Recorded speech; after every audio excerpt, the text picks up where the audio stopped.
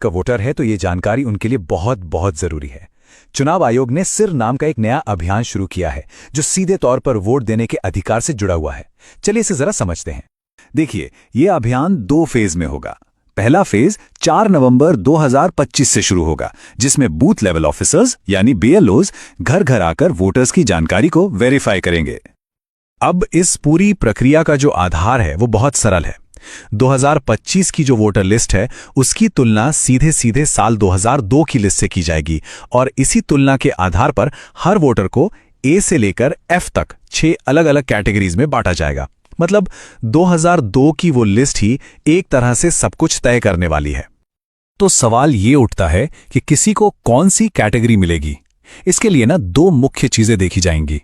पहली, वोटर की उम्र, और दूसरी, 2002 की वोटर लिस्ट में उनके परिवार का नाम है या नहीं।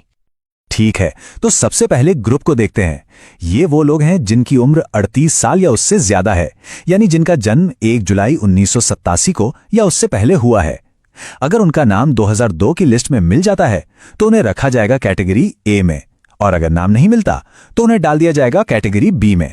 एकदम सीधा सा हिसाब है।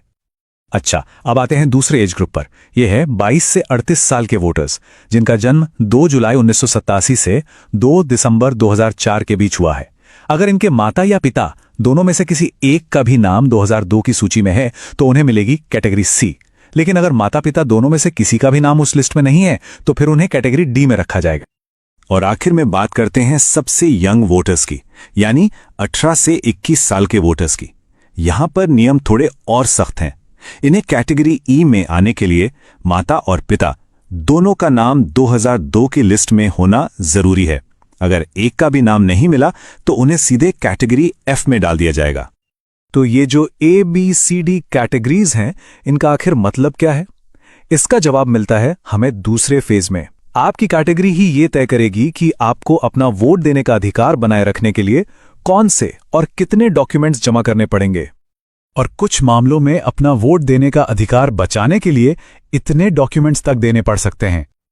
चलिए इस टेबल को जरा ध्यान से समझते हैं। अगर कोई कैटेगरी A में है तो बहुत बढ़िया, उन्हें कोई प्रूफ नहीं देना होगा। B, C और E कैटेगरी के लोगों को सिर्फ अपना एक प्रूफ देना होगा। लेकिन कैटेगरी D वालों को अपना और अपने माता या पिता में से किसी एक का यानी कुल 2 प्रूफ देने होंगे। और सबसे ज्यादा कैटेगरी F वालों को अपना और अपने माता पिता दोनों का मतलब कुल 3 प्रूफ पेश करने होंगे। और सबसे जरूरी बात, अगर ये प्रूफ नहीं दिए जा सके तो मतदाता सूची से नाम हटने का पूरा खतरा है। तो अब सबसे बड़ा सवाल, आखिर किया क्या जाए? घबराने की जरूरत बिल्कुल नहीं है। कुछ बहुत आसान कदम हैं जो अभी से उठाए जा सकते हैं ताकि आगे चलकर कोई भी परेशानी ना हो। तो सवाल यह है कि पहले फेज की तैयारी के लिए हम अभी से राइट नाउ क्या कर सकते हैं? देखिए, हमारा लक्ष्य होना चाहिए कि हम सबसे आसान कैटेगरीज A, C और E में आ जाएं। इसके लिए क्या करना होगा?